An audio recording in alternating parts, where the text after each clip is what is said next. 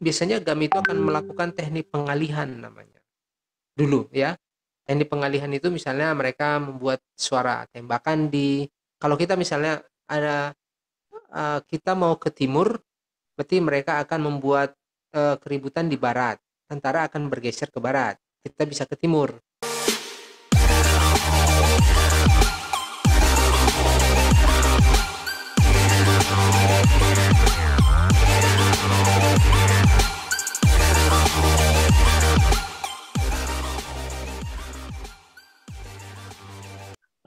Oke, hari ini kita kedatangan Bang Fadli Simajuntak, ya. Beliau ini adalah seorang wartawan, ya. Sampai sekarang masih wartawan, dan beliau adalah wartawan masa konflik Aceh, ya. Kita akan mendengar bagaimana sih kisah beliau menjadi wartawan di masa konflik, dan cerita-cerita mungkin nanti bisa kita mendengar apa sih hebatnya anggota GAM dulu dan hebatnya wartawan dulu menerobos sweeping tentara dan masuk ke markas GAM. Selamat malam Bang Fadli. Malam, ini udah malam. Udah malam Bang Fadli ya. Apa kabar nih Bang? Sehat, alhamdulillah sehat. Sehat, alhamdulillah Bang ya. Bagaimana sih menjadi wartawan di masa konflik Bang? Menjadi wartawan di masa konflik ini kayak apa ya? Kayak kembali ke masa lalu. Tapi menjadi wartawan di masa konflik itu menjadi sesuatu yang apa ya? Buat saya menjadi seorang wartawan yang beruntung sebenarnya. Beruntung dalam arti kata saya bisa menjadi saksi sejarah. Saksi sejarah Aceh, perkembangan Aceh mulai dari konflik, tsunami, dan sekarang masuk ke fase perdamaian. Saya sih sudah menyaksikan 3 fase proses perdamaian, di mana 3 proses perdamaian yang saya ikuti itu semuanya gagal. Ada jeda kemanusiaan pertama, kedua, dan diakhiri dengan JSC atau Henry Dunant Center waktu itu yang diakhiri dengan darurat militer. Dan diakhiri secara komplit setelah tsunami menerjang Aceh. Jadi menjadi seorang wartawan di masa konflik itu sebuah hal yang menguntungkan buat saya. Sebuah hal yang bukan menyenangkan juga, tapi sesuatu yang apa ya, menjadi berharga, sebuah hal yang berharga untuk ke masa depan. Mungkin kita bisa melihat bagaimana progres Aceh dari masa konflik ke masa tsunami dan masa pembangunan zaman sekarang. Menurut saya nggak semua wartawan punya pengalaman itu, dan tidak semua wartawan seberuntung itu.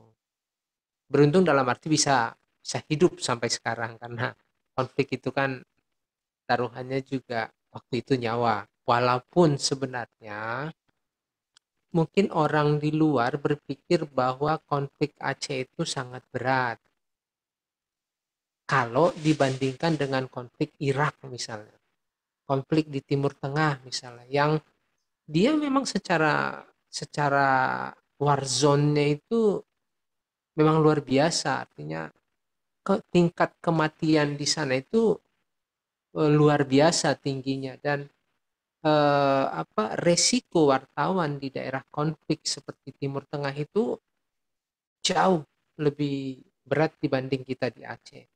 Kalau di Aceh menurut saya risikonya tidak seberat itu.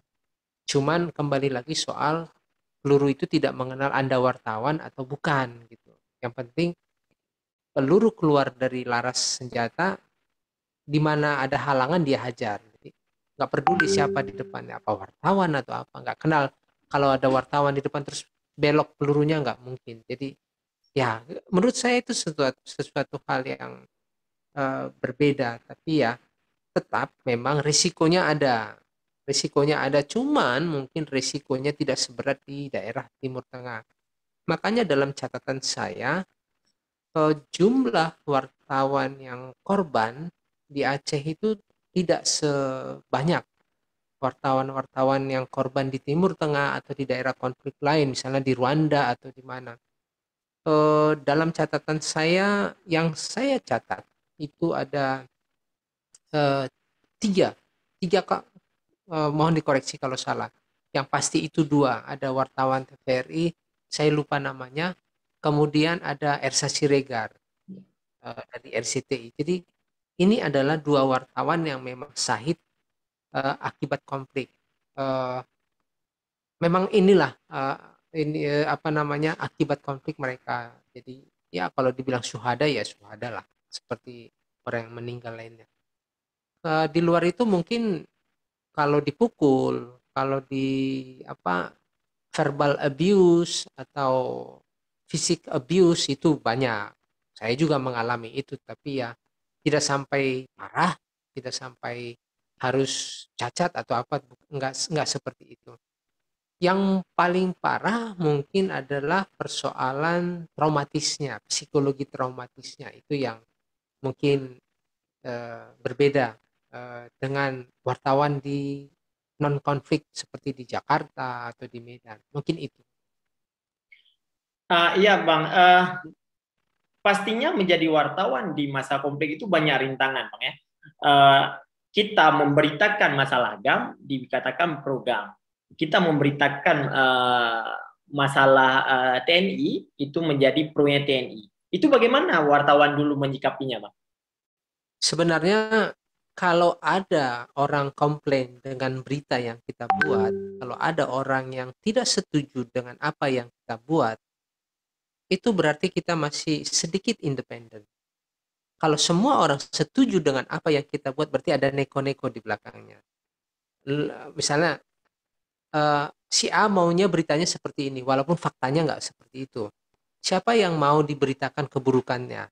Semua orang mau diceritakan tentang kebaikannya, keindahannya, walaupun faktanya tidak indah. Tapi ketika wartawan menulis sesuatu berdasarkan perspektif, berdasarkan eh, perimbangan, cover both side, terus kemudian dia sesuai dengan fakta, saya pikir kalau ada orang yang nggak suka, itu berarti wartawannya masih independen, masih bisa. Tapi kalau ya intinya kembali, kalau dia sudah nggak diprotes, itu patut dipertanyakan. Jadi ada apa? Dan menjadi wartawan untuk bisa artinya sebagai seorang wartawan eh, memang harus ada yang protes, harus ada yang komplain. Memang itulah wartawan. Tidak semua wartawan itu tidak bisa menyenangkan semua orang, tidak bisa membuat semua orang bahagia. Ada orang bahagia, ada orang yang nggak bahagia, tergantung perspektifnya. Yang pasti wartawan itu bekerja untuk kepentingan publik, itu dia. Jadi apapun ceritanya, yang dimenangkan itu, yang dimenangkan atau yang dibuat senang hatinya, dan wartawan membela, yang dibela wartawan adalah publik, karena wartawan itu representasi dari publik, jadi mereka harus membela publik. Jadi eh, kalau bicara soal eh, two parties, apa istilahnya, dua pihak yang bertikai, kita kan bukan juru bicara mereka, kita bukan corong mereka, kita corong masyarakat yang memerlukan informasi. Walaupun pada akhirnya kita harus menempatkan dua pihak yang bertikai di dalam berita kita. Tapi itu kadang-kadang persoalannya ke nomor angka mungkin. Misalnya berapa banyak uh, pasukan GAM yang tewas, berapa banyak pasukan TNI yang dikirim ke Aceh. Itu persoalan, itu fakta yang fakta yang harus kita muat gitu. Tapi eh, dua pihak ini kan punya punya keinginan, dan mereka pasti punya ada sesuatu yang mereka pengen propagandakan melalui suara-suara media. Nah, ini yang harus kita kita sebagai wartawan harus pinter-pinter memilahnya. Jadi bagaimana bisa berdiri di antara mereka, kembali ke soal independensi. Sepanjang kita independen, saya pikir wartawan bisa berdiri di antara mereka. Boleh. Ya, pasti ada orang yang menganggap kalau kita ke GAM, mereka pasti bilang, lu wartawan GAM ya. Kalau kita ke TNI, ada juga yang bilang, jangan-jangan lu ininya apa, TNI, cuangnya TNI atau apa. Itu pasti.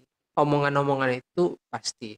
Tapi bagaimana kita membuat sebuah karya jurnalistik yang bermuara atau membawa kepentingan publik, itu sebenarnya. Ya kalau misalnya, jadi apa sih pekerjaan yang nggak ada resiko gitu loh? Ya. Pasti ada. Makan aja ada resikonya, keselak makan, nggak ada minum resiko mati juga bisa gitu. Wartawan ya pasti ada. Jadi apalagi daerah konflik gitu. Semua pekerjaan itu ada risiko, dan wartawan juga punya punya risiko dalam bekerja. Cuman bagaimana kita bisa, kembali lagi ke soal bagaimana kita bisa berdiri atau bagaimana kita bisa masuk ke GAM, bagaimana kita masuk ke TNI, ini persoalan approachment, pendekatan. Pendekatan dengan membawa idealisme sebagai juru bicara dari publik gitu loh. Kalau kita diterima, ya siapa sih kalau kita assalamualaikum ke rumah orang terus dia nggak mau terima, kan ya gitu ya, artinya assalamualaikum terus orang bilang nggak terima, belum tentu. Pasti ya paling tidak nanya dulu lah, Anda siapa, keperluannya apa. Ini kan sudah menjadi sebuah pendekatan. Ya dalam jurnalistik itu memang salah satu kunci yang paling baik, paling bagus untuk bisa bekerja di lapangan, itu salah satunya indikatornya adalah approach. Bagaimana kita melakukan pendekatan kepada narasumber, bagaimana kita melakukan pendekatan ke masyarakat. Karena zaman konflik tidak semua orang percaya sama wartawan. GAM tidak percaya, TNI nggak percaya, masyarakat juga nggak percaya, karena profesi wartawan itu paling rentan disalahgunakan oleh orang yang punya tujuan tertentu, termasuk dalam konflik.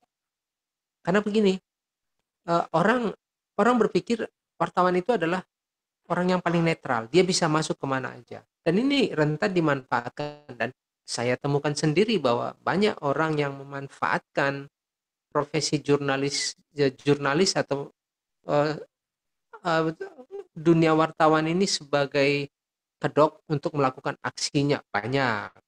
Mulai dari TNI punya, GAM juga punya loh. Kalau kalau kalau wartawan gimana mau nyaru jadi TNI? Nggak bisa, nggak mungkin.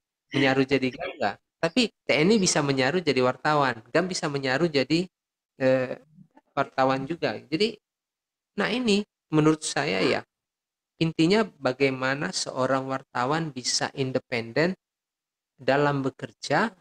Saya pikir mereka pasti bisa. Eh, bisa di antara dua belah pihak yang bertikai. Walaupun kadang-kadang pasti ada banyak penolakan, ada resistensi dari eh, pihak-pihak yang bertikai. Itu pasti ada. Kalau kita melihat dulu wartawan dulu Bang ya di masa konflik, kalau dia Bisa masuk masuk. ke camp ya, masuk ke camp tentara, saya rasa mudah karena dia di kota atau dia di dekat ya. Kalau masuk ke camp GAM ini bagaimana Bang? Maksudnya ke camp ke gunungnya itu gimana? Banyak tekniknya sebenarnya. Jadi Ya, ini kan namanya gerilya ya. Jadi gerilya itu kan, kalau kalau tentara itu kan kantornya jelas. iya, Ada kantor, ada nama, ada pelang. Kita bisa datang, assalamualaikum, pengen ketemu sama siapa. Ada posnya, yang pos tentara di depan, ya. yang ya mungkin ada buku tamunya gitu. Tapi kalau sama GAM kan nggak ada buku tamunya. Walaupun pada kenyataannya mereka punya buku tamu. Jadi setiap tamu yang datang itu ada catatannya bagi mereka. Eh, Kalau masuk ke markas GAM sebenarnya dulu agak ada sedikit tricky. Ada banyak tricky, itu artinya ya pinter-pinter lah. Beberapa pengalaman saya misalnya kalau masuk ke markas GAM, khususnya kalau Kalau hari-hari biasa sih nggak terlalu ini ya, nggak terlalu sulit juga, tapi ya tidak sesulit yang dibayangkan. Karena gimana sih bertemu dengan orang GAM? Yang pasti harus ada koordinasi. Zaman dulu koordinasinya kan nggak seperti sekarang, ada WA, ada video call. Kalau zaman dulu itu dia kan menggunakan handphone, dan mereka itu di hutan dan mereka menggunakan handphone satelit. Jadi untuk koordinasi berkomunikasi dengan mereka itu harganya mahal. Nggak kayak sekarang beli paket 10.000 kita bisa ngomong ke luar negeri juga bisa. Kalau zaman dulu nggak seperti itu. Jadi yang pasti kita harus membangun komunikasi dengan mereka. Kemudian harus ada eh, apa komunikasi dua arah dengan mereka. Kami misalnya contoh, saya mau meliput contoh misalnya mau meliput ulang tahun GAM misalnya. Saya harus komunikasi dulu dengan mereka. Misalnya dengan komandannya atau juru bicaranya. Contoh misalnya ke dulu waktu di Aceh Besar ada namanya Ayah Muni. Juru bicara GAM Aceh Besar itu Ayah Muni. Jadi ketika tahun tahun 2000, ketika saya pengen masuk ke markas GAM untuk mengikuti ulang tahunnya, saya harus komunikasi dengan beliau, dan ini harus membangun kepercayaan. Karena mereka juga nggak bisa terima sembarangan orang kan, karena ya kembali ke soal mereka itu bergerilya dan identitasnya juga sangat rentan. Jadi membangun komunikasi, dan mereka akan membuat poin-poin titik-titik tempat pertemuan biasanya. Tempat pertemuan misalnya eh, di Indrapuri, kita janji ketemu di Indrapuri, nanti ada yang jemput misalnya di kita, titik-titik meeting pointnya itu di masjid A misalnya, kita ketemu di situ, nanti akan ada orang yang menjemput, dan akan ada teknik yang dilakukan. Biasanya GAM itu akan melakukan teknik pengalihan namanya dulu ya. Teknik pengalihan itu misalnya mereka membuat suara tembakan di, kalau kita misalnya ada kita mau ke timur, berarti mereka akan membuat keributan di barat, tentara akan bergeser ke barat, kita bisa ke timur. Atau kita mau ke tenggara, berarti dia harus bikin keributan di selatan sama timur gitu. Jadi ini teknik-teknik yang mereka lakukan supaya kita bisa masuk. Tapi kadang-kadang bertemu dengan orang-orang pasukan-pasukan GAM yang katanya bergerilya di hutan, itu nggak di hutan juga, di kampung sebenarnya, di perkampungan sebenarnya. Jadi hutan itu hanya ini aja, hanya eh, ininya, kamuflasenya aja sebenarnya ya di kampung gitu. Jadi di kampung apa? Di kampung Mirek, atau di kampung yang di dekat bandara ini apa namanya? Ada di belakang bandara ini, saya lupa nama kampungnya, itu daerah yang terkenal basis lah gitu. Jadi kadang-kadang kita juga bikin pertemuan itu malah di kota gitu. Tapi tidak dengan memunculkan banyak pasukan. Kalau mau memunculkan banyak pasukan GAM dengan senjata, mungkin mereka harus ke tempat yang agak jauh dari pemukiman, misalnya di hutan. Di hutannya pun mungkin nggak terlalu jauh dari kampung juga, gitu. Karena mereka kan sifatnya, dan ini bisa sewaktu-waktu bisa berubah, tergantung. Misalnya kita pengen ketemu di Indrapuri, di lapangan Indrapuri, ini per jam bisa berubah, tergantung pergerakan militer waktu itu. Tapi intinya memang harus ada koordinasi dengan mereka.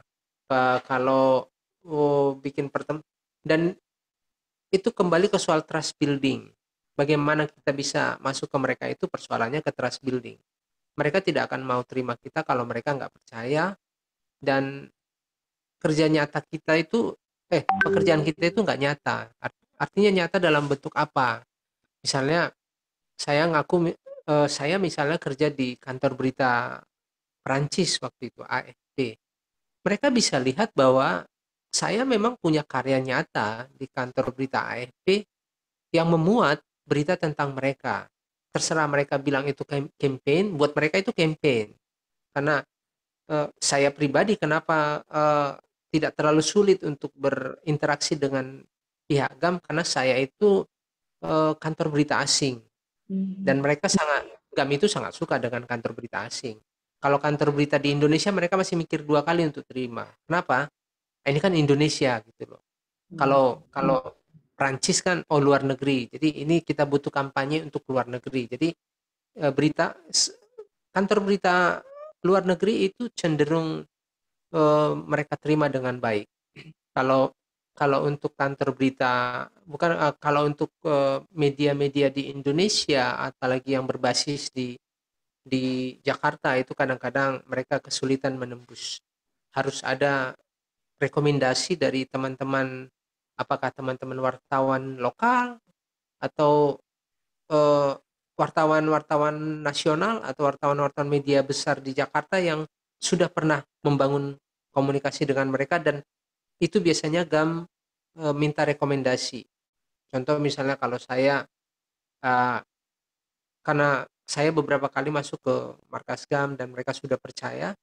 Nah, ketika ada orang atau media dari Jakarta pengen ketemu dengan orang GAM, biasanya orang GAM itu akan coba komunikasi dengan kita untuk mempertanyakan, Anda kenal dengan beliau ini, dia media ini, atau dia wartawan ini, Anda kenal? Kalau saya kenal, saya yakin dia wartawan, ya saya bilang saya kenal. Menurut Anda boleh kami terima? Ya silakan. Saya pikir kalau bahasa bahasa ininya clear, awak tanyo gitulah istilah bahasanya, clear. Jadi boleh dia memang wartawan. Kalau enggak ya dan untuk merekomendasikan seseorang untuk bisa beranu dengan berkomunikasi dengan mereka itu juga kan tidak gampang sebenarnya. Ada risiko yang harus kita tanggung. Artinya ya, kita merekomendasikan seseorang itu artinya tanggung jawabnya ada di kita. Kalau ada apa-apa, ya kita yang akan dipegang sama orang GAM waktu itu. Jadi kita juga nggak mau sembarangan. Misalnya ada wartawan, bro, aku mau ke markas GAM, boleh temenin atau boleh antarin nggak? Ntar dulu, lu siapa gitu. Kalau nanti ada masalah, nanti aku yang kena gitu. Jadi intinya bagaimana cara masuk, kembali ke soal pendekatan dan komunikasi yang intens yang kita bangun, tentu dengan beberapa teknik atau trik yang dilakukan oleh GAM dengan cara pengalihan, biasanya seperti itu. Iya, Bang.